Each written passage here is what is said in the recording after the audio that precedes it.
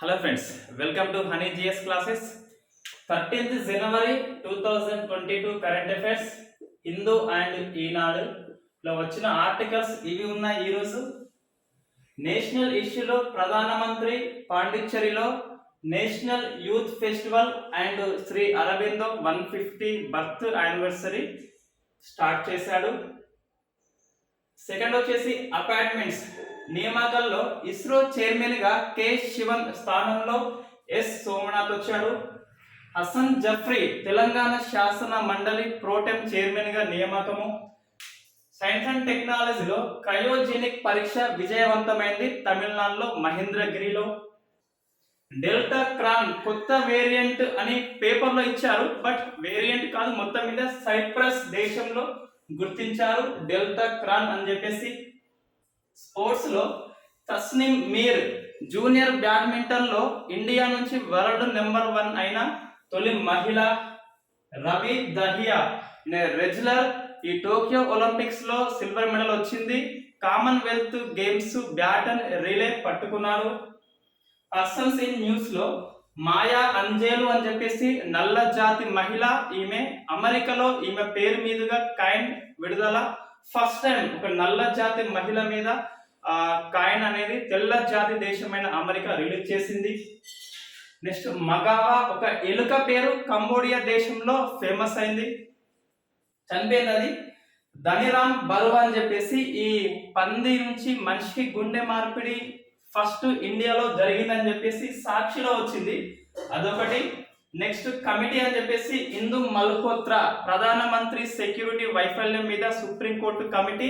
ఇందు Malhotra Telangana issue ఈ శంషాబాద్ ముచ్చింతల్లో ఈ రామానుజ విగ్రహాన్ని ప్రధానమంత్రి నెక్స్ట్ మంత్ లో ఆవిష్కరణ చేయబోతున్నాడు. ఇంపార్టెంట్ అది Telangana issue and national issue కూడా అది. సో ఇవి మనకు ఆర్టికల్స్ హిందూ అండ్ ఈనాడులో వచ్చాయి. ఈ ఒకటి సాక్షిలో వచ్చింది ఈ ధనిరామ్ బరువా అని చెప్పేసి. ఓకే, ఫస్ట్ నేషనల్ ఇష్యూలో ప్రధానమంత్రి నిన్న జనవరి 12 కాబట్టి Vivekananda birthday, national youth day, జాతీయ యువజన దినోత్సవము. ఈ రోజున పాండిచ్చేరిలో 2 స్టార్ట్ చేశాడు ప్రధానమంత్రి నరేంద్ర మోడీ. ఫస్ట్ వచ్చేసి 25th నేషనల్ యూత్ ఫెస్టివల్ ఎక్కడ అంటే పాండిచ్చేరి, నేటి పుదుచ్చేరి పేరు మార్చుకుంది, పాండిచ్చేరిలో దీన్ని స్టార్ట్ చేశాడు. సెకండ్ ఇది ఇంపార్టెంట్ అండి, సెకండ్ ఇది శ్రీ అరబిందో ఘోష్ యొక్క 150వ బర్త్డే సెలబ్రేషన్స్ స్టార్ట్ చేశాడు. 1872లో పుట్టిండు శ్రీ అరవిందో ఘోష్ కోల్కతాలో. మనకి ఆల్రెడీ వందే మాతర ఉద్యమ కాలంలో ఈయన ఫేమస్ అవుతాడు, ఒక అతివాది ఫస్ట్. అయితే ఈ అరవిందో ఘోష్ యొక్క 150 బర్త్డే కోసం ఒక కమిటీ నియమించాడు. సో ఆ కమిటీ 53 మెంబర్స్, 53 సభ్యుల కమిటీకి ప్రధానమంత్రి అధ్యక్షుడు. ఈ కమిటీలో కొంతమంది చూస్తే మనకి 53 పేర్లు అవసరం లేదు, బట్ లోక్సభ స్పీకర్ ఓం బిర్లా ఉన్నాడు. నెక్స్ట్ 2 మాజీ ప్రధానమంత్రులు, ఒకరు దేవగౌడ, నెక్స్ట్ మన్మోహన్ సింగ్. వీళ్ళ 3 పేర్లు మనకు సరిపోతుంది. ఈ రజనీకాంత్ కూడా ఉన్నాడు, ఇళయరాజా. సో దేవగౌడ అండ్ మన్మోహన్ అని చెప్పేసి 2 మాజీ ప్రధానమంత్రులు. మనకి జిఎస్ పాయింట్స్ లో 2 పాయింట్స్ మనకి యాడ్ చేసుకోవచ్చు. ఏంటి అంటే ఈ దేవగౌడ, మన్మోహన్ సింగ్ ఇద్దరు కూడా రాజ్యసభ నుంచి ప్రధానమంత్రి అయ్యారు. సో మనకి నెంబర్ ఆఫ్ టైం ప్రశ్న వస్తుంది. రాజ్యసభ నుంచి ప్రధానమంత్రి అయింది మొత్తం 4. సో ఐడిజిఎం అంటాం, జనరల్ మేనేజర్ కి ఐడి కార్డు. అంటే ఇందిరాగాంధీ, దేవగౌడ, ఐకే గుజ్రాల్ అండ్ మన్మోహన్ సింగ్. మొత్తం మీద ఇప్పటి వరకు అయిన ప్రధానమంత్రుల్లో 4 ప్రధానమంత్రులు రాజ్యసభ నుంచి సెలెక్ట్ అయ్యారు, నియామకం పొందారు. ఓకే, నెక్స్ట్ అయినప్పటికీ వీళ్ళు ప్రధానమంత్రిగా లోక్సభకే బాధ్యత వహించాలి. ఓకే, మనకు తెలుసు, మనకు అది రాజ్యాంగంలో ఉంటది. ఈ 53 కమిటీకి చైర్మన్ ఎవరంటే ప్రధానమంత్రి. ఈ కమిటీ ఏం చేస్తుంది అంటే శ్రీ అరవిందో ఘోష్ యొక్క 150వ బర్త్డేని దేశం మొత్తం జరిపేలా చూస్తుంది. నిన్న ప్రధానమంత్రి ఏం చెప్పిండంటే ఈ 150 విశ్వవిద్యాలయాల్లో ఈయన మీద పరిశోధన స్టార్ట్ చేస్తారు, అంటే స్టూడెంట్స్ కి చెప్తా ఉంటారు. ఈ అరవింద ఘోష్ మనం చూస్తే కలకత్తాలో పుట్టిండు. ఈయన ఫస్ట్ ఒక అతివాది అండి, ఫస్ట్ ఎక్స్ట్రీమిస్ట్ అతివాది. ఈ వందే మాతర ఉద్యమ కాలంలో ఫేమస్ అయిండు. ఈ వందే మాతర పత్రిక కూడా ఉన్నది ఇతనికి, దీన్ని బందే మాతరం అంటాం. ఈ బెంగాలీ వాళ్ళు వాని బాలిక రాస్తారు కాబట్టి బందే మాతరం అంటాం. ఇంకోటి ఆర్య అనే మాసపత్రిక ఉంది, ఇది అతివాదిగా ఉన్నప్పుడు, ఇదేమో మితవాది ఒక సన్యాసిగా మారినప్పుడు. ఈయన సిద్ధాంతం ఒకటి ఫేమస్, ఇది పాసివ్ రెసిస్టెన్సీ అంటాం. ఇది నెంబర్ ఆఫ్ టైం ఎగ్జామ్ లో వచ్చింది. సో పాసివ్ రెసిస్టెన్సీ అంటాం, అంటే నిష్క్రియాత్మక ప్రతిఘటన. యాక్టివ్ గా ఉండద్దు, పాసివ్ గా ఉండాలని చెప్పిండు ఈ అతివాది అయిన శ్రీ అరవింద ఘోష్. ఈయన అలీపూర్ కుట్ర కేసు అంటాం. ఇది మనకి ఈ స్వతంత్రం వైపు 7 అడుగుల్లో ఈ క్విట్ ఇండియా అయిపోయినాక 6వ అడుగు వస్తుంది ఈ రివల్యూషనరీ యాక్టివిటీ, అందులో వస్తుంది అలీపూర్ కుట్ర కేసు అంటాం. ఈ అలీపూర్ ప్రాంతంలో మనకితల్ గార్డెన్ లో బాంబులు తయారు చేస్తారు, అందులో ఈయన సభ్యుడు, ఇతన్ని అరెస్ట్ చేస్తుంది ఈ బ్రిటిష్ ప్రభుత్వం, అది అలీపూర్ కుట్ర కేసు. సో 1908 లో అరెస్ట్ చేస్తుంది, 1910 లో బయటకు పంపిస్తుంది. ఆ జైల్లో చిత్రహింసలు పెడుతుంది ప్రభుత్వం. ఇక మొత్తం మీద ఈయన అతివాది నుంచి సన్యాసిగా మారుతాడు, సెయింట్ గా మారుతాడు. సన్యాసిగా మారి పాండిచ్చేరిలో ఈ శ్రీ అరవిందో ఆశ్రమాన్ని స్థాపిస్తాడు. అతివాది నుంచి సన్యాసి అయిపోతాడు. ఇన్ఫాక్ట్ ఇంకొకటి ఇక్కడ, ఈయన బర్త్డే 15th ఆగస్ట్ అండి. సో స్వతంత్ర దినోత్సవం నాడు బర్త్డే జరుపుకునే స్వతంత్ర నాయకుడు ఎవరు అంటే మన అరవింద ఘోష్. ఇన్ఫాక్ట్ ఈ అరవింద ఘోష్ స్వతంత్రాన్ని చూసే చనిపోయాడు. అతివాది నాయకులలో లాల్ బాల్ పాల్ ముగ్గురు చనిపోతారు ఇండిపెండెన్స్ రాకముందే, ఇతను మాత్రం ఇండిపెండెన్స్ ని చూశాడు. నెక్స్ట్ ఇంకోటి, ఈ మన ప్రధానమంత్రి ఒక 2 మాటలు చెప్పిండు ఈయన గురించి, అవి మనం దృష్టిలో పెట్టుకోవాలి. సో నర్ నుంచి నారాయణ అయ్యాడు ఇతను. నర్ నుంచి నారాయణ అంటే నరుడు, మనిషి నుంచి మానవత్వవాది అయిపోయాడు నారాయణ. ఇంకా రివాల్యూషన్ నుంచి ఎవాల్యూషన్ అట. ఈ ప్రధానమంత్రి మోడీ గాని, ఈ కేసీఆర్ గాని మంచి భాష వార్తలు ప్రజలకి అర్థమయ్యేలా, ఆకట్టుకునేలా. సో ఈ నర్ నుంచి నారాయణ అండ్ రివాల్యూషన్ నుంచి ఎవాల్యూషన్ అని చెప్పేసి ఈ అరవింద గురించి చెప్తుంది. కాబట్టి ప్రధానమంత్రి ఒక కమిటీ పెట్టుకొని తానే అధ్యక్షుడిగా ఉండి ఇవన్నీ చేస్తుంది కాబట్టి ఇది చాలా ఇంపార్టెంట్ ఇష్యూ. ఇంకో 25th నేషనల్ యూత్ ఫెస్టివల్ అనేది మనకి స్టార్ట్ చేయడము జరిగింది. సో ఇది మనకి ఈ ప్రధానమంత్రి పాండిచ్చేరి గురించి. సో నెక్స్ట్ ఏంటి, ఈ అపాయింట్మెంట్స్ నియామకాల్లో ఎస్ సోమనాథ్ ఎవరు అంటే మనకి ఇస్రో కొత్త చైర్మన్. సో ఇస్రో కొత్త చైర్మన్. ఇంతకుముందు కె శివన్ ఉండే, కె శివన్ ప్లేస్ లో ఈ 14th రేపు రెస్పాన్సిబిలిటీస్ తీసుకుంటుండు ఈ ఎస్ సోమనాథ్. ఇస్రో అంటే భారతదేశం యొక్క అంతరిక్ష పరిశోధన సంస్థ, ఇండియన్ స్పేస్ రీసెర్చ్ ఆర్గనైజేషన్ సంస్థ అని చెప్పేసి బెంగళూరులో ఉంటే దాని ప్రధాన కార్యాలయం మనకు తెలుసు ఆల్రెడీ. సో సోమనాథ్ మన ప్రశ్న ఎట్లా వస్తుంది అంటే కొంచెం డెప్త్ ఇస్తే, ఈ సోమనాథ్ ఇస్రో డైరెక్టర్ కాకముందు ఏ పదవిలో ఉన్నాడని చెప్పేసి ప్రశ్న వస్తుంది. విక్రమ్ సారాభాయ్ స్పేస్ సెంటర్ కి ఈయన అధ్యక్షుడిగా ఉన్నారు. ఇక్కడ విక్రమ్ సారాభాయ్ స్పేస్ సెంటర్ లో మనకి రాకెట్స్ తయారు చేస్తారు, రాకెట్స్ అనేది తయారు చేస్తారు. విక్రమ్ సారాభాయ్ స్పేస్ సెంటర్ లో త్రివేంద్రంలో ఉన్నది. రైట్, ఇది మనకి ఎస్ సోమనాథ్ గురించి, ఇస్రో చైర్మన్. ఇతని కేరళ అండి, కేరళ. నెక్స్ట్ ఈ హసన్ జఫ్రీ. సో హసన్ జఫ్రీ అంటాం. ముస్లిం ఎంఐఎం పార్టీ. సో ముస్లిం నుంచి అంటే తొలి ఈ చైర్మన్ గా మనం చెప్పుకోవచ్చు. బట్ ఇతను ప్రోటెం చైర్మన్. సో తెలంగాణ శాసన మండలికి ప్రోటెం చైర్మన్. ప్రోటెం అంటే బీయింగ్ టైం అంటాం. బీయింగ్ టైం అంటే కొద్ది కాలానికి మాత్రమే. సో బీయింగ్ టైం అంటే కొద్ది కాలానికి మాత్రమే, తాత్కాలిక ప్రాతిపదికన. ఈయన ఎప్పుడు వస్తాడంటే మనకి ప్రోటెం చైర్మన్ 184(1) ఆర్టికల్ ప్రకారం నియామకం పొందాడు. 184. అదే సెంట్రల్ లో చూస్తే 95(1). ఎప్పుడైనా +89 చేసుకుంటే ఈ సెంట్రల్ నుంచి స్టేట్ కి వస్తాయి ఆర్టికల్స్. నిన్న మనం 101(4) అని చెప్పినాం. 194 అని చెప్పినాం. ఏంటి ప్లస్ 89 చేస్తే ఇది సెంట్రల్, ఇదేమో స్టేట్.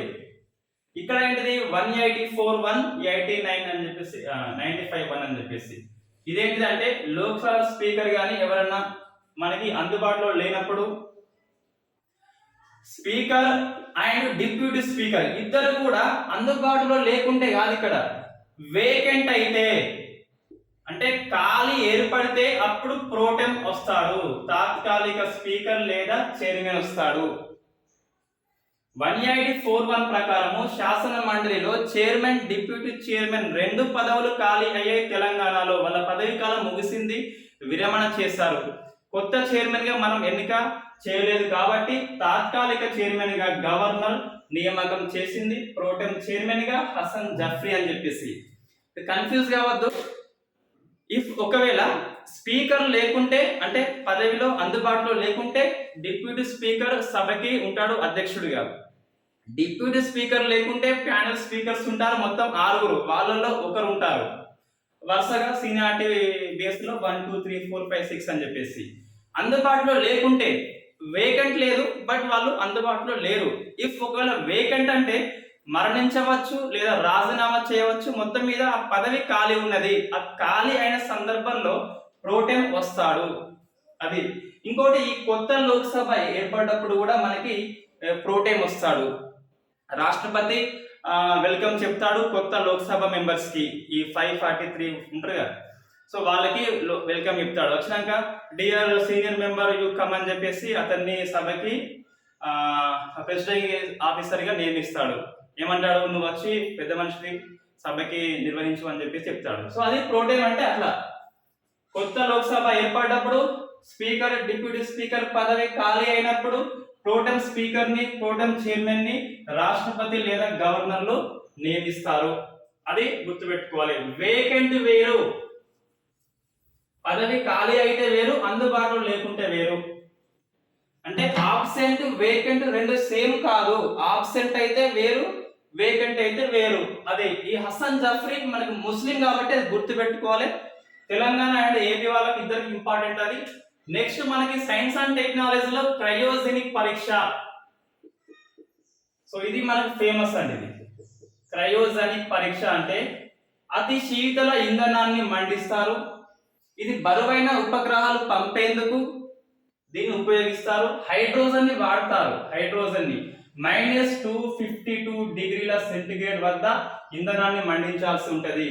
ఇటువంటి సాంకేతిక కేవలము America, China, Russia, Japan plus India, అంటే ఇండియా ఇది 5వ దేశం అండి.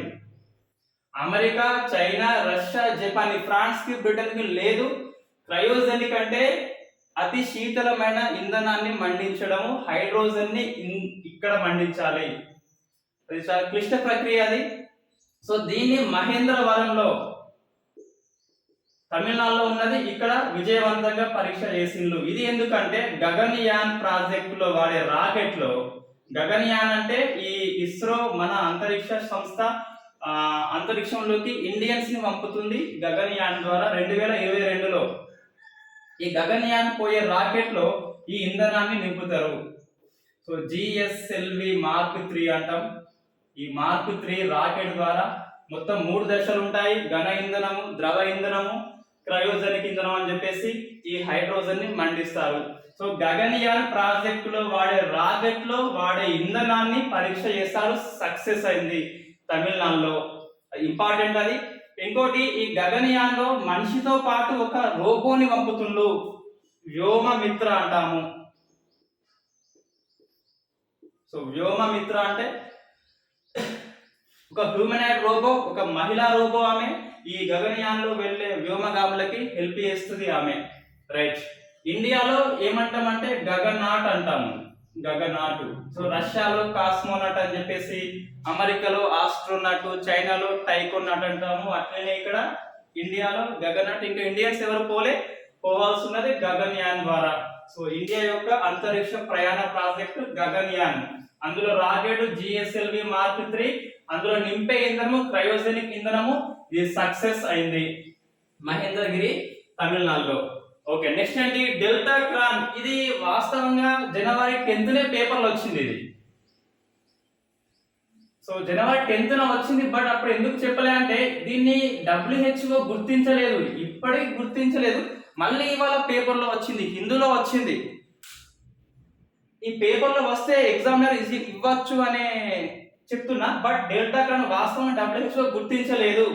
ఇది డెల్టా అనే వేరియంట్ ప్లస్ ఈ ఒమిక్రాన్ అనే వేరియంట్ రెండింటి కలయిక అని చెప్పేసి సైప్రస్ దేశంలో సైంటిస్టులు దీన్ని గుర్తించాము, ఇది కొత్త వేరియంట్ అని చెప్పేసి వాళ్ళు చెప్తున్నారు, బట్ WHO గుర్తించలేదు.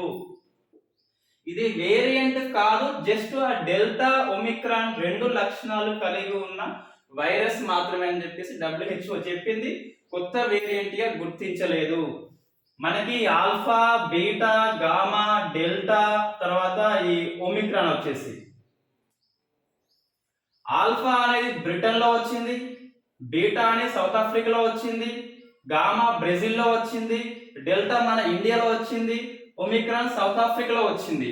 ఇవన్నీ వేరియంట్ ఆఫ్ కన్సర్న్ అని చెప్పేసి WHO గుర్తించింది. అంటే ఈ లక్షణాలు ఎక్కువ ఉన్నాయి, ఎక్కువ మందికి స్ప్రెడ్ అవుతుంది. ఈ డెల్టా క్రాన్ అనేది ఇంకా ఇది వేరియంట్ ఆఫ్ ఇంట్రెస్ట్ కాదు, వేరియంట్ ఆఫ్ కన్సర్న్ కాదు, WHO గుర్తించలేదు. సైప్రస్ వాళ్ళు మాత్రం చెప్తున్నారు, ఒక దేశం ఇది, ఐరోపా దేశం ఇది, ఒక దీవి అది వాళ్ళు చెప్తున్నారు అంతే. సో పేపర్లో వస్తుంది కాబట్టి మనం చెప్పడం తప్పించి WHO దీని గుర్తింపు అనేది లేదు. ఓకే, నెక్స్ట్ ఏంటి, ఈ పేపర్లలో ఈ కొత్త వేరియంట్ అని చెప్పేసి యూట్యూబ్ ఛానల్ వస్తుంది, అది వేరియంట్ కాదు, ఏం కాదు, WHO గుర్తించాలి కంపల్సరీ. సో నెక్స్ట్ స్పోర్ట్స్ లో తస్నీమ్ మీర్ బ్యాడ్మింటన్ లో జూనియర్ లో వరల్డ్ నెంబర్ అయిన తొలి భారతీయ సో తస్నీమ్ మీర్ అని చెప్పేసి తొలి భారతీయ మహిళ బ్యాడ్మింటన్ లో నెంబర్ 1 కాబట్టి గుర్తుపెట్టుకోవాలి. So world number 1.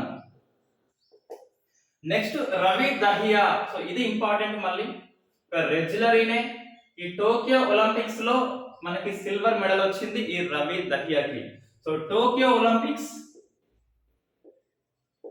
సిల్వర్ వచ్చింది. ఇతను ఎందుకు వార్తల్లో వచ్చిందంటే మనకి ఈ బర్మింగ్హామ్ లో జూలైలో కామన్వెల్త్ గేమ్స్ జరుగుతున్నాయి.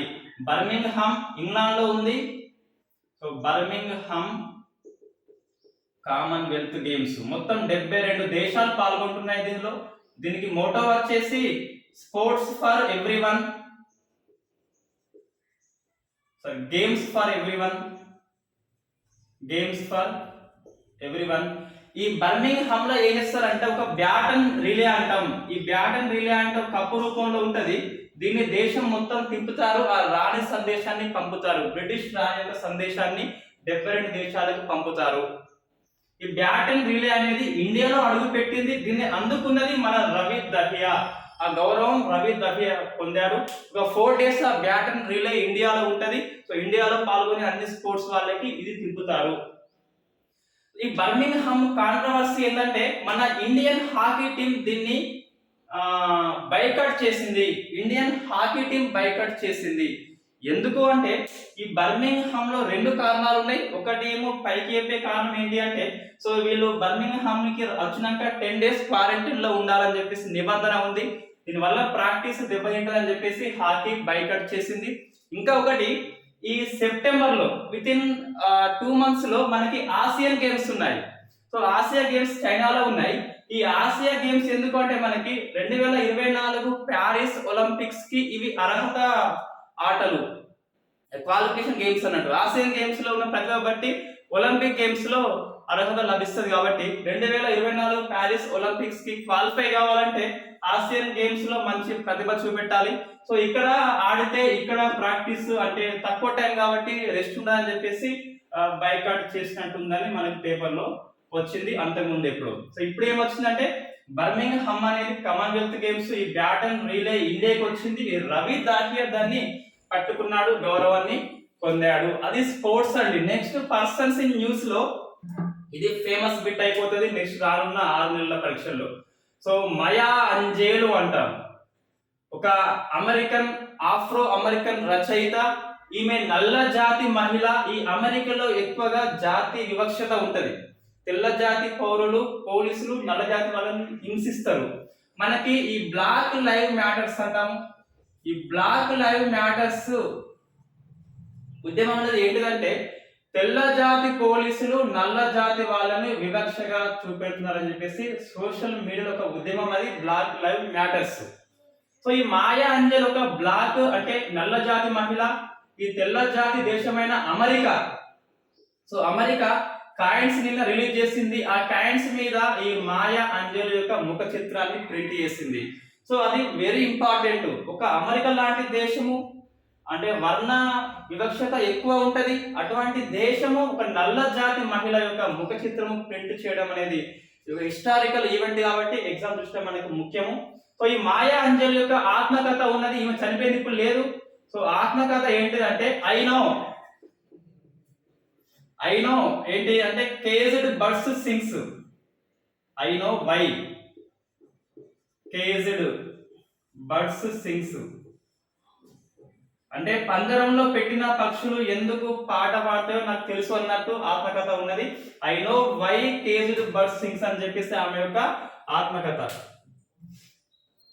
సో నెక్స్ట్ మగావా అని చెప్పేసి ఒక ఎలుక పేరు, అది సూపర్ ర్యాట్ సారీ మగావా అంటే ఒక ర్యాట్ అంటే అది ఎలుక. అది ఎలుక చనిపోయింది కంబోడియా దేశము. సో కంబోడియా దేశంలో మందు పాత్రలను గుర్తించేది ఈ మగావా అని చెప్పేసి ఎలుక, అది చనిపోయింది బ్యాడ్ లక్ లా. So next Dhaniram Barwa.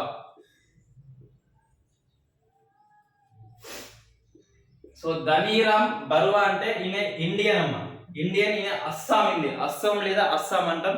ఈ పంది గుండెను మానవునికి నిన్న ఈ మేరీల్యాండ్ వాళ్ళు అమర్చారు. ఎవరు? డేవిడ్ బెన్నెట్, నెక్స్ట్ గ్రిఫిత్ అని చెప్పేసి. సో బార్టిలీ గ్రిఫిత్, ఈ Bartley Griffith doctor, David Bennett patient, Maryland America వాళ్ళు పంది గుండెను మనిషికి అమర్చారు. అయితే ఇదే ప్రయోగాన్ని ఒక 10 ఏళ్ల కిందట, ఇప్పుడు 25 ఏళ్ల కిందట ధనీరామ్ బర్వా చేశాడని చెప్పేసి సాక్షిలో వచ్చింది. ఈ పంది గుండెను అమర్స్తే అతను చనిపోయాడట, లోపల ఏదో జరిగి ఇతను జైల్లో పడేశారు. సో ఇండియాలో జైల్లో పడేశారు, అమెరికాలో అవార్డు ఇచ్చారు. That is the issue. Dhaniram Barua అని చెప్పేసి 25 ఏళ్ల క్రితమే పంది గుండెను మనిషికి అమర్చాడు, బట్ అది ఫెయిల్ అయింది. Next committee, Indu Malhotra supreme court judge, retired అయిపోయింది ఈమె. సో ఈమె కమిటీ ఏంటి అంటే మనకి ఈ ప్రధానమంత్రి ఫిరోజ్పూర్ లో భద్రతా వైఫల్యం అయింది, మనకు తెలుసు, డిస్కస్ చేసాం ఆల్రెడీ. దాని మీద కమిటీ సుప్రీంకోర్టు చెప్పింది ఆల్రెడీ, కమిటీ చెప్తామని చెప్పేసి. సో ఇందు మల్హోత్రా కమిటీ అన్నట్టు అది. ప్రధానమంత్రి భద్రతా వైఫల్యం మీద సుప్రీంకోర్టు నియమించిన కమిటీ ఇందు మల్హోత్రా కమిటీ.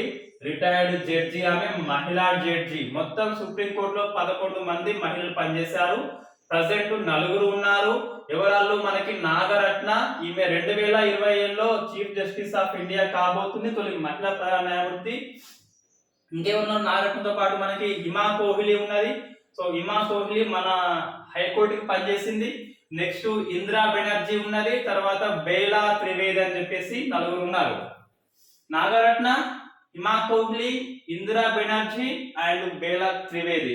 ఈ ఫాతిమా బేబీ ఫస్ట్ సుప్రీం కోర్టులో లేడీ జస్టిస్, రైట్. నెక్స్ట్ ఏంటి? తర్వాత లాస్ట్ కి ఈ ముచ్చింతల్ అంటే ఇక్కడ ముచ్చింతల్ అంటే ఈ శంషాబాద్ లో రామానుజాచార్య విగ్రహాన్ని రానున్న నెలల్లో ప్రధానమంత్రి ఆవిష్కరణ, రాష్ట్రపతి కూడా. సో రామానుజాచార్య విగ్రహాన్ని, ఇది ఎందుకు ఫేమస్ అంటే తెలంగాణ ఇష్యూ కాదు, ఇది నేషనల్ ఇష్యూ. 216 అడుగుల విగ్రహం అనేది అతి పెద్దది. కూర్చున్న విగ్రహాల్లో ఇదే అతి పెద్దది ప్రపంచంలో. ఒకటి, దీన్ని చైనాలోని ఎరోసన్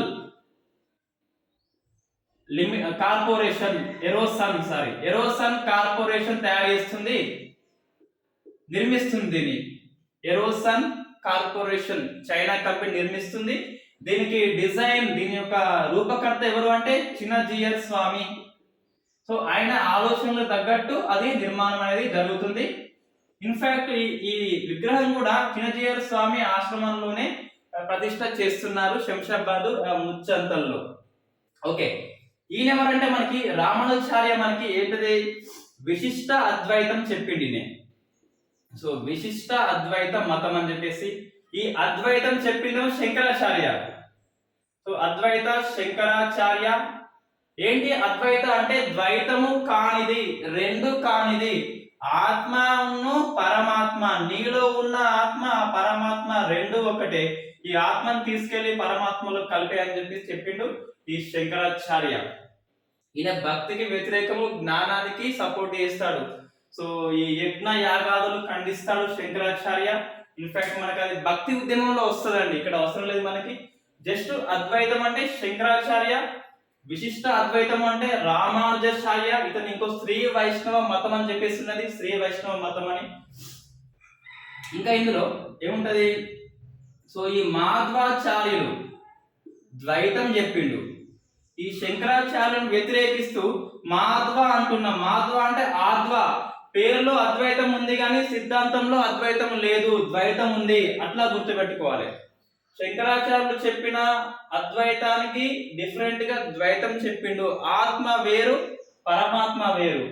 ఈ రాముడు చెప్పిండంటే ఆత్మ పరమాత్మ వేరే గాని విశిష్టం అంటే ఆత్మకు ప్రత్యేకత ఉంటుందని చెప్పేసి చెప్పిండు. నెక్స్ట్ నింబార్కుడు. నింబ అంటే నిండా అనుకోండి, నిండా అంటే అన్ని ఉంటాయి. ఈ ద్వైతం ఉంటది ప్లస్ అద్వైతం ఉంటది. సో ద్వైతము అద్వైతంలో కలయిక ద్వైతాద్వైతం అని చెప్పేసి చెప్పిండు నింబార్కుడు. నెక్స్ట్ వల్లభాచార్యుడు, శుద్ధ దండగ వల్లభుడు. So శుద్ధాయిత్వము, శుద్ధాద్వైతము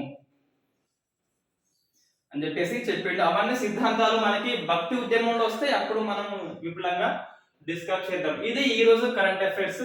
thank you very much.